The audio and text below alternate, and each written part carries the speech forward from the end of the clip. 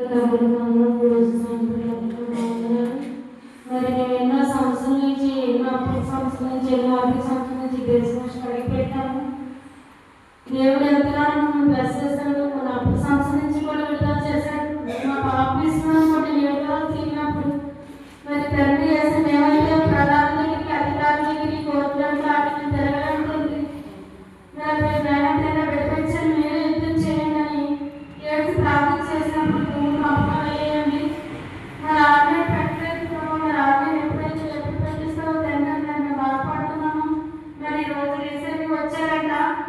మరి దేవుడికి మేము ఏమైతే దేవుడి మీద ఆధారపడి ఈ గ్రేస్ అడిగిపెట్టాము. ఈ గ్రేస్